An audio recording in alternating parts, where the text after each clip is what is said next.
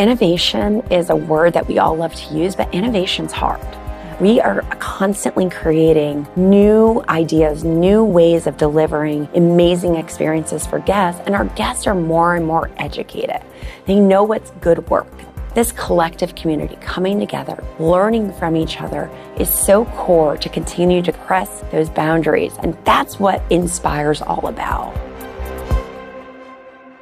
Hello, everyone. It's Audrey back with you for another episode of Experience Imagination, and this one is special. For the first time ever, the Themed Entertainment Association held their Inspire conference right here in Orlando, and we were fortunate to be invited to cover it. I want to thank TEA's CEO, Melissa Oviedo, as well as Susie Story and the rest of the TEA staff for all their help and support. Very much appreciated. I also got to attend the Thea Awards for the first time, and I had a ball. Before the gala started, I took the opportunity to get a few red carpet interviews, or in this case, pink carpet. You might have caught some of those on our socials. The 32nd Annual Thea Awards and Inspire Conference was their biggest ever, and at the end of the celebration, Melissa announced that Orlando will be the host city again next year. In stellar fashion, she added that 2028's Inspire Conference and Gala will be held at Europa Park Resort in Germany, which is exciting because it's the first time Europe will host the event. In my conversation with Melissa, she revealed why TEA made the move to Orlando and how that move came into play during the event, why inviting experts with diverse perspectives to the State of the Industry panel is important, and more. Then you'll hear my conversation with Shawn McCoy, Senior Vice President, Business Development and Creative Strategy at Imagine. Shawn spent nearly 30 years at JRA, and I love the story of how he got there. Talk about getting a foot in the door and making the most of it. Shawn moderated the State of the Industry panel at the conference and will talk to me about the big takeaways from that, as well as other fascinating topics. I also had a chance to chat with Marc Zachary, president of Experiential Advisors and a theme park attraction expert and enthusiast. Marc is the chair of the Thea Awards judging committee. He talked about what theme parks are doing right these days, why it doesn't always take a fortune to create an award-winning guest experience, and how to make your submissions stand out to the judges. Lastly, you'll find out how a family farm became one of the most famous movie settings of all time when I speak with Russell Alexander, CEO and co-founder of the award-winning Hobbiton movie set and Bagshot Row in New Zealand. Yes, where Lord of the Rings was filmed. Let's get to it, shall we?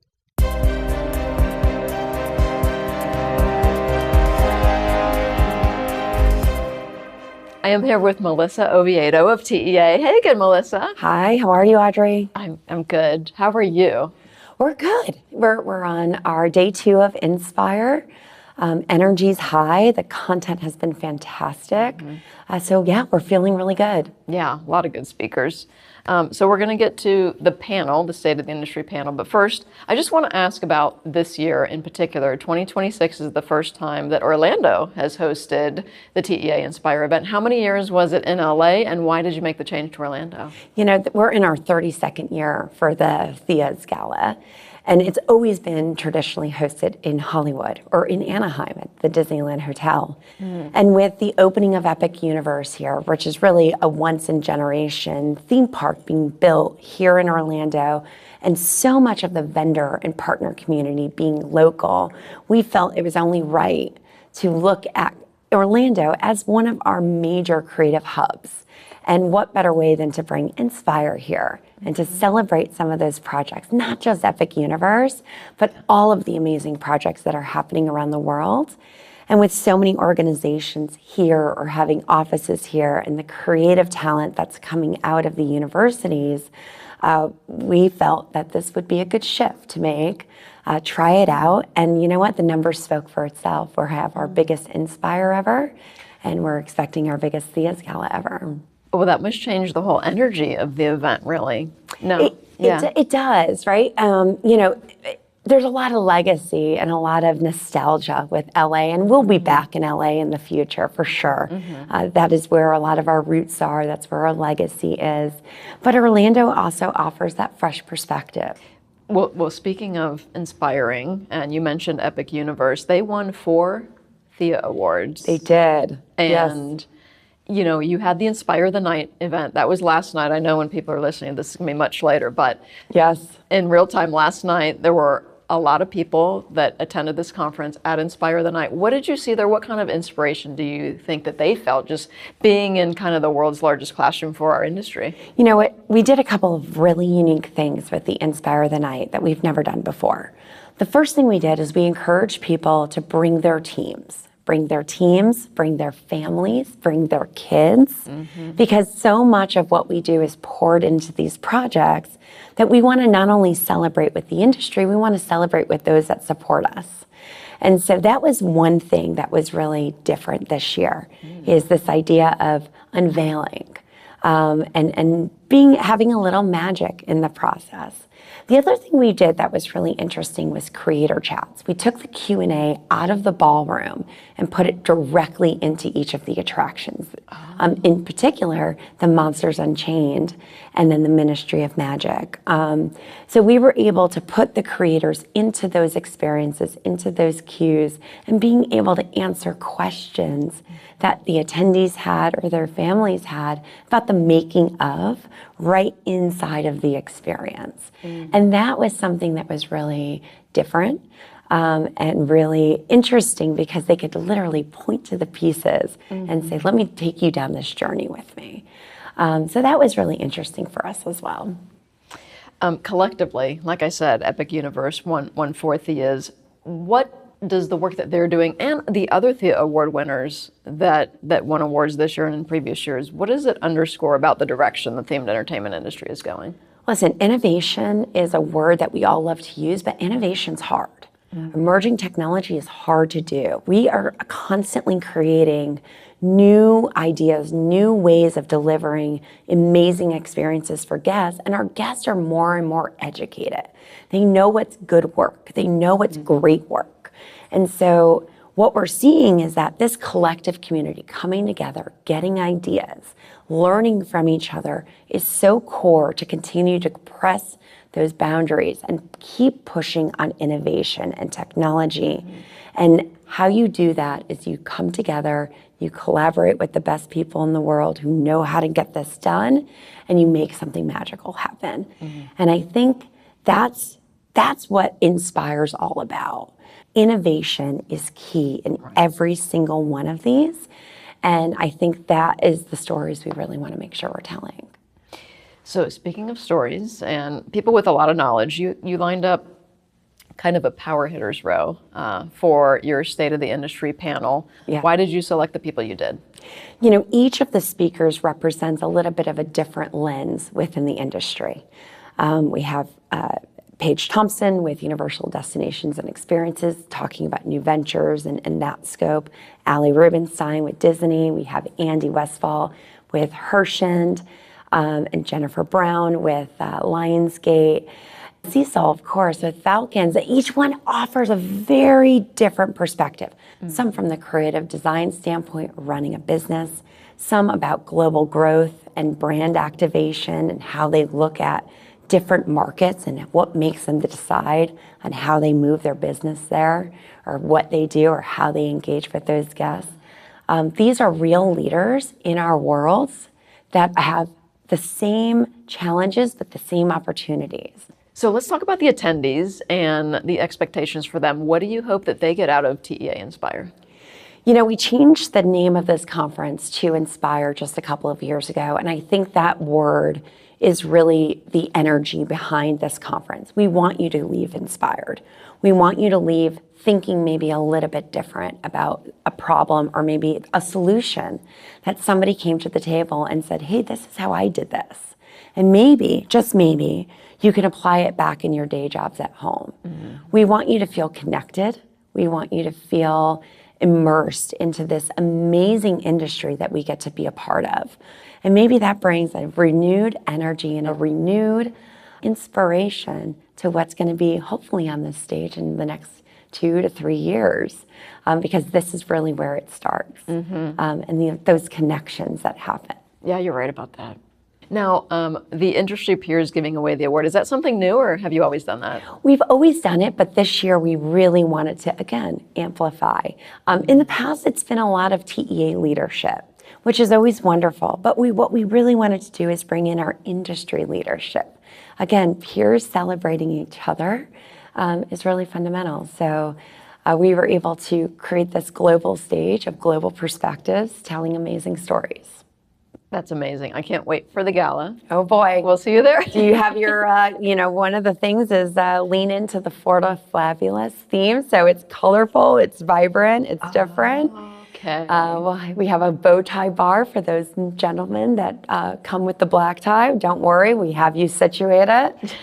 We have the bright pink tie. Now you'll know in the future. But yeah, we're leaning into having fun with this. Well, for those listening, I'm sure we're going to post on social. There's going to be some fun photos. Thank you so much for joining us, Melissa. Thank you. Thank you for having me. I'm honored. All right. Well, I am here with Shawn McCoy of Imagine. Thanks for joining us, Shawn. Thanks for having me. Now, I'm excited to have you because in real time, I know this episode is going to drop at the end of May, but when we're talking right now, we just got out of the State of the Industry panel, which you moderated. Yeah. And you did a great job. Thank you. Thank you. So the first thing I want to ask you is, what are your key takeaways from that? Wow. I mean, first of all, it was an amazing panel, right? We had Disney and Universal. We had Cecil, obviously from Falcons. We had Jen from Lionsgate, and we had Andy from Hershon. So number one, just really grateful that they all made time to do that.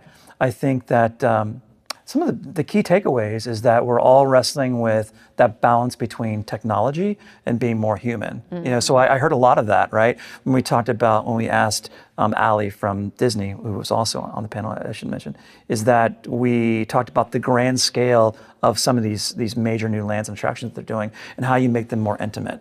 And the answer there was to have those more interpersonal human moments, whether it's walk around characters, meet and greet, so forth and so on. And I think Universal said the same thing, which obviously Hershon does a great job with all of their staff as well. So one of the big takeaways I took is that though we continue to raise the bar as far as the level of immersion and interactivity and technology, it really comes down to the human element and having this one-on-one interaction like we're having right now.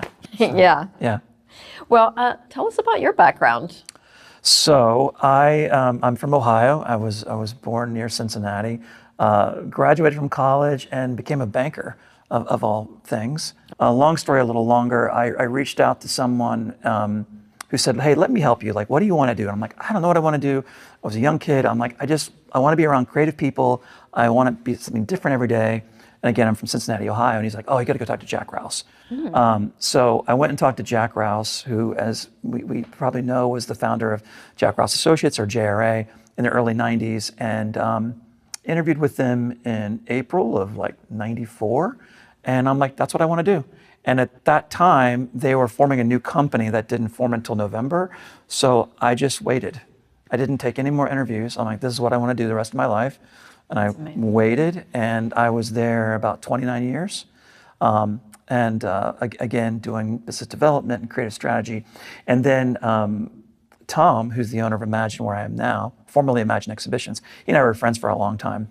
And he's like, why don't you come over and join me? And 3 years ago, I came over and basically created the studio at Imagine. We dropped Imagine Exhibitions because we do now much more than traveling exhibitions. We do permanent museums, brand experiences, and even theme parks now. So yeah, I love it over there. Wow. So in your current job, does it allow you any time or flexibility in your schedule to get out into the world and experience any of these attractions that maybe we've seen at TEA Inspire? Yeah, I mean, that's what's great. I mean, like you said last night, going to Inspire and seeing some of those attractions for the first time was a lot of fun. So Imagine really encourages us as we go out to, hey, spend a day and go see that museum or go see that new theme park opening. So yeah, it's great because it really does, I know we're using the word inspire a lot, but it really does inspire you. You got to put that in the back of your brain. I'm like, that one thing they did, we could take that and basically put a new twist on it and combine that with other things, and now you've got something completely new. So I think it's critical that you have to go out and see new things. Yeah. It's Yeah. really inspiring just to see all the award winners together and hearing their stories about their experience or their attraction. Yeah. So what is inspiring you, to use the word again, about the industry in its current state? I said this a couple of years ago, and now I'm going to say it again. I think we're at the golden age of the themed entertainment industry, because something that I'm starting to think about is there really are no limitations anymore. If you think about it, like, right? From a technology standpoint, through the use of AI, these amazing robotics, like the walk around characters for Olaf or whatever, like Olaf, which we've just, have seen the last few months, like that looks like he just came off of the screen. So if you said, hey, let's do a thing where Olaf walks around, okay, you can do that. Like, or the great media that you all do. Like, it really is through technology and through the popularity of themed entertainment and all that great content, we can do anything. So I'm inspired by the opportunity to do anything. Yeah, no boundaries anymore, really. There really are not. So we talked a little bit about this when we were talking about your background, but why do you continue to do what you do? Oh man, it sounds cliche, but I have the greatest job in the world, seriously. Like every day is different. Like I get an email and they're like, hey, we want to take this IP and translate it into something. And I'm like, great, let's get started. And now I've got to learn about this IP and watch all the, like for example, we just finished a couple Bluey attractions, and I knew of Bluey, but had never seen an episode. And now my job is literally to watch cartoons all day, right? And love it. So it's the greatest job in the world. And literally we're making people smile for a living and creating memories. So it's fantastic. Yeah. I'm never going to retire. I'm not going to retire. No, you don't see that day, huh? No. Get to travel, meet great people, see great things. Why would I retire? Yeah. What do you think is driving change in the museum industry right now? It sounds silly to say, but it really is true that, what theme entertainment does so well is world building, and that's what they're doing in the museum. So, all they're doing is just, we're telling fictional stories. They're telling real stories in a more theatrical way.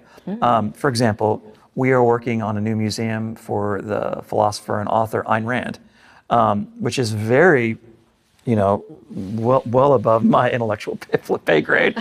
But I've learned a lot. But what's great, the reason why we were attracted to it is we're doing it all as a theatrical immersive walkthrough. So we are taking you through her books, but you are living it. You are experiencing it. So you're feeling that emotion. And that's what we've all learned to do within the themed entertainment industry. Well, that's heavy material. It is heavy material. Yeah. So, when I was reading up on some of the Thea Award winners for this year, they have a gift of distilling information in like very complex topics, taking these complex topics and distilling it down for everybody, children especially. Yeah. So that's a special talent. It really is. We are all really just storytellers, and we're basically taking those stories and we're translating those into environments and characters and media and lighting, and so that we are creating those worlds where we're immersing guests within all those fantastic stories. It's a lot of fun. Yeah. You talk to a lot of news outlets around the world. What questions do they ask about themed entertainment? Wow, that's a good question. They ask a lot about technology and like how that's going to impact what we do. Like the session we just had, we're all interested about how AI is either going to help us, or there's still fear about AI. A lot of us use that every day as a tool, but there's those who question whether it's going to make us obsolete. I'm on the other camp. I think it's a tool that makes us work more efficient versus replacing us. So they talk about technology. There's a lot of talk about economics, about how do we make sure that everyone can have access to these great experiences, because it's a lot of money to go to those things. So those are the things I think I hear a lot about are technology, specifically AI, and then also the economics of making sure that everyone has access. Yeah, it's not just the ticket to get into the park. It's the parking, it's the food, if you have to travel to that location, to the hotel expenses, everything is outrageous. It is outrageous. My family and I come down to, I'm not going to say the park, but it's one of the bigger parks down here for a weekend. I use frequent flyer miles. I call my industry friends to get free tickets. I use, hotel points. And you're still talking thousands of dollars for like 3 days. And I'm like, I don't know how people do it. Yeah. So going back to the economics, right? It is a big challenge. But it's worth it. It really is. I mean, we come back every year, so it's worth it. Yeah, exactly. So TEA does a great job of connecting with young leaders, people who are maybe even in high school, college. They have TEA Next Gen. Why do you think it's important to inspire that generation? What are you seeing on that front? Well, what's interesting is we're seeing a boom of new projects that are in development that we need the talent. Right, so we need to cultivate that talent because they can go into animation or they can go into other industries. So creative talent is a resource that we're going to need in the future. So we need to cultivate that. To your point, I think TA does a great job with his Next Gen. Imagine, the company that I work for, is sponsoring Next Gen because we believe in it. As to why it's so important, personally, it's important to me because my daughter is 20. And she's going to graduate in a year or two. And I think she'd like to get into this industry. And what's great about this industry and this conference is the fact that everyone really just wants everyone to succeed. And it really is about just getting out there and meeting folks like yourselves and meeting folks out on in the sessions because they can introduce you to other people. And you could say, just like when I started my career, remember we told the story, like, that's how I got into it. Yeah. He said, how can I help you? Like, what do you want to do? And I'm like, I don't know. I just want to do this, this, and this. I had no idea about this industry, but it was a network opportunity from someone in the industry. It was Gary Walks, who was with Kings Island at the time in Cincinnati, introduced me to Jack Rouse, and that led to this 30-year plus career. So it's important that we get the talent, and it's important that we help support the talent, because that's how we got all our starts. Yeah. Yeah. All right, Shawn. Well, this was a great conversation. Yeah. Thank you so much. Yeah, it's so nice to meet you. It's Thanks nice for having to meet me. you. Yeah. All right. All right. I am joined now by Marc, Zachary, industry veteran and a theme park attraction expert and enthusiast. Hello, Marc. Hello, Audrey. Pleasure to be here. Well, thanks for joining us on this special episode of Experience Imagination. First of all, we are at the Thea Awards Gala. This is before the gala starts, and appreciate your time. Marc, what is your association with TEA and the Thea Awards Gala? So I've been a TEA member for many years. In fact, even before I was in the themed entertainment business, I used to come to this conference, which was called the TEA Summit at the time, because I wanted to learn about the business and eventually get into the business. And now I am the chair of the Thea Awards judging committee that chooses all of the Thea Awards that will be honored this evening. In your own words, what is the Thea Awards celebration all about? So more than anything, it celebrates excellence.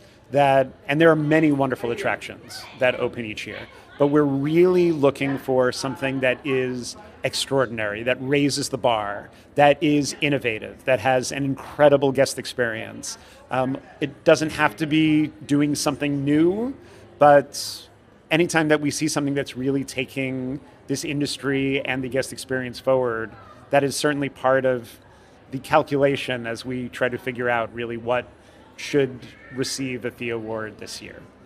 Yeah, I mean, which brings me to what really separates a Thea Award winner, a winning attraction, a winning experience, versus the rest of the pack and the other submissions. It's really important for any of these attractions to have, as I mentioned, a fantastic guest experience. It does not have to be expensive.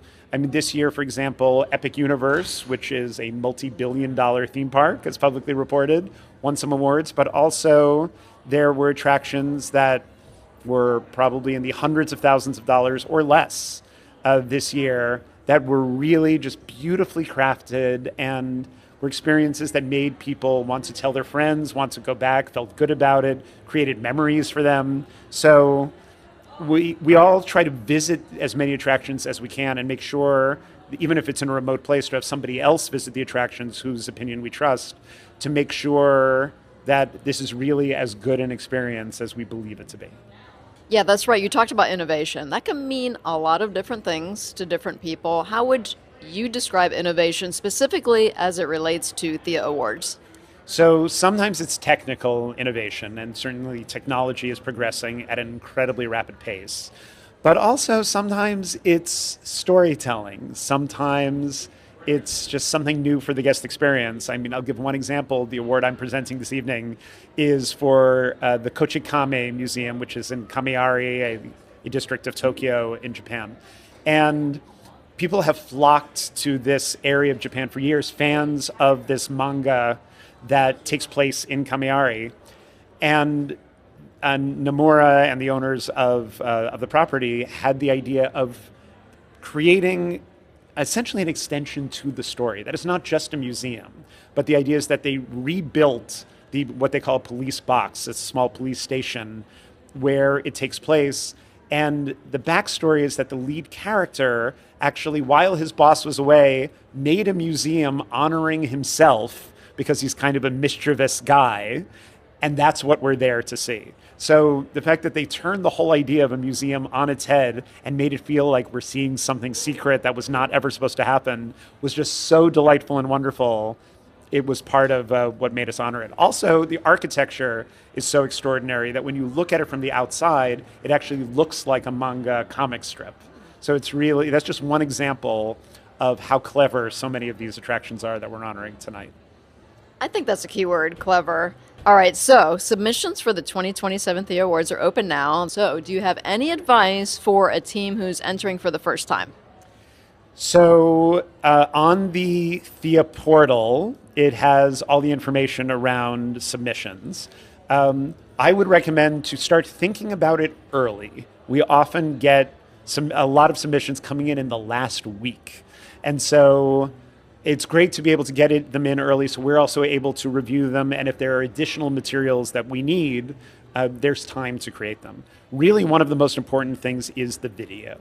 That it's a video that we recommend 3-4 minutes in length and something that really tells the story of the experience. It should not just be a promo piece. It should not be testimonials. We really want to understand what the experience is like and what makes it special. As far as the themed entertainment industry is concerned, what should they start doing? There's so much innovation in theme parks. What I do love, and some people have started this, is focusing on little things that can make a difference. And even I'll give just one example that immediately comes to mind. When Pokemon Go first came out, I would go to Disneyland or other theme parks and there would be hundreds or thousands of people just playing Pokemon Go.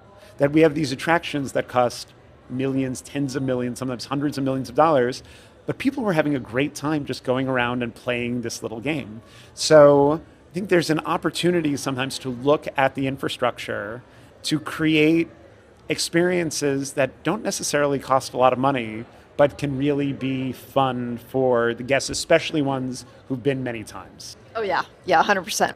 Really, just going back to your experience, and you're a theme park attraction expert, so what do you think the top theme parks do really well? The top theme parks are really focused on delivering a great guest experience. For people of all ages, backgrounds, abilities, etc. I mean, I've worked with most of the major theme park groups at some point, and they really think very deeply and care very deeply about how do we make this a great experience for everyone, whether it's a 2-year-old, a 90-year-old, somebody who has different kinds of abilities, different kinds of restrictions, really making it so that everybody can have a great day. And sometimes people don't go on rides and just walk around and enjoy themselves. Sometimes it's just seeing other people, it's interacting with characters, it's seeing a show, it's having something delicious to eat, it's taking great photos for Instagram or making a TikTok video. People love theme parks for different reasons, and the great theme parks make sure that they accommodate and cater to all of those people. Absolutely. Or they just go for a concert like I've done. And they're some of the best concerts I've seen have been in theme parks. So, and obviously there are seasonal festivals, there are all kinds of things. Like there is just constant innovation in theme parks, really trying to create magical experience for our guests. Fantastic.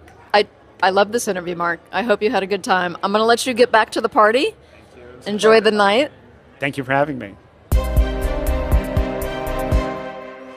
Thanks so much for being here. I'm with Russell Alexander, Hobbiton movie set CEO and co-founder. Thanks for joining us. Yeah, no, it's a pleasure to be here. It's great to be in America. A long way from home, but yeah.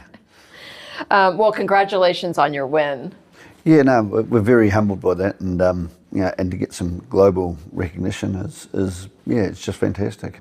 Well, we want to hear all about the journey. So Hobbiton, tell us about the Hobbiton movie set and then how Bagshot Row became part of it. Yeah, well, the movie set, it's actually set on my family farm. So my father's a sheep and beef farmer, and we, sort of arrived in the area nearly 50 years ago, and we're farming, and then we got a knock on the door from a scout. He'd sort of flown over and seen the lake and the party tree, and the whole rural setting was what they were sort of after for this tranquil spot for Hobbiton and the Lord of the Rings. Mm-hmm. So they shot the film there? Yeah, so they built a set over about 8 months, and it was a very temporary set, polystyrene, etc., just to get the look. Mm-hmm. So then once the movies came out, we had just strangers from different parts of the world knocking on the door, can we go out and see where the filming was? That sort of enhanced or embraced that thought. Let me back up, because when it first opened, it was just exteriors. Yep. You could see the Hobbits' doors and whatnot on the hillside, but then you decided you wanted something like Bagshot Row. Maybe it wasn't named that at the time. Yeah, for people to travel inside. Evolution, and you started that, and I think we were 7 or 8 years, I can't remember exact time frame, but doing tours on that basis, and we used photo boards of extracts out of the movie, or that they'd supplied us with some photos. Was part of our deal to give us some photos. And we used the photo boards by spots. There was an old relic of a hobbit hole, but here's the shot from the movie. So, and we did the comparison. Mm-hmm. That's how it started, and then obviously a phone call came from Peter Jackson saying, would you have us back? Could we check up a meeting? I've got the rights, or I want to make The Hobbit now. Uh-huh. So when fans go inside these Hobbit holes, what can they expect to see, and what are the feelings that you hope to elicit? Basically how a Hobbit would really live. We tried to make it as realistic as we could. Mm-hmm. We weren't constrained by anything that was new. And so then we had this creative license to make our own inside Hobbit hole interpretation. Right. But when I say that, it's using Peter's people and John Howe and Alan Lee, and so it's keeping it consistent with, but it didn't have to be that particular. You have like an oven that's hot. You have all these little tiny details in there. Yeah, I think the key to the success is the detail. Yeah. People are very, very surprised with, they walk on a little passageway, and through the doorways they have to duck to get through. They're a little bit lower. There's roots coming down with the illusion of there's a big stump outside, so it looks like it's meant to be there, and there's lots of detail, and we're very proud of it now. Why do you think this particular attraction resonated with the TEA selection committee? I think it's the quality and attention to detail. Mm-hmm. Authenticity is something that we're authentically to what was in the movies, and which obviously Peter had taken from through the books, etc. And I think the scale and just being 100% true to the best we could be. Mm-hmm. And it reflects through in the final product. I dare say it's taking people to another world, and it's completing their imagination of how a Hobbit would look, and there's all the little artefacts and how they would live. And how they would live, exactly. Yeah. Trying to be natural and true to it, I think, is the key. So I'm curious, because you were talking about Peter Jackson, who directed the Lord of the Rings films and the Hobbit films. When you first walked him through Bagshot Row, what was his reaction? It was very humbling, because he was like a kid, and just lay on the bed and joked and was very jovial and happy. And we thought, hopefully we've got this right, when you sort of get his tick of approval. And you see the reactions from the guests as well. Like, what is their overall reaction when they leave one of these Hobbit holes? There's not a lot of words spoken, really. It's like you can tell, man, we've enjoyed that. And we want it just to feel like those hobbits that live there have just popped out, and they might pop back in any moment. And that's one of the sort of things that we keep talking about, of making sure that they've only just popped out and it's looking real, and the pot's boiling, and the smoke. Oh my gosh. Grandpa's pipe is just sitting there with smoke coming out of it, etc. And you think, they might be just in the next room. That's and so that feeling that Yeah. This is where the hobbits live, trying trying to aim and get that feeling. All right. Well, thank you so much for joining us. This was fun. All right, no, cool. And look forward to hopefully you get to visit one day. Oh, yeah. I'm looking off camera because we have a few people in this room that definitely want to go. Well, I appreciate your time so much. Thank you. All right, cheers. That wraps up our TEA Inspire episode. Thank you again to TEA and all my guests, Melissa Oviedo, Shawn McCoy, Marc Zachary, and Russell Alexander.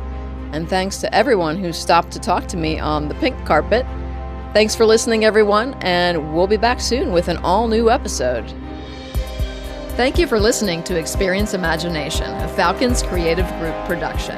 If you haven't already, please subscribe to the podcast. Be sure to check out falconscreativegroup.com and follow us on Instagram, X, Facebook, and LinkedIn.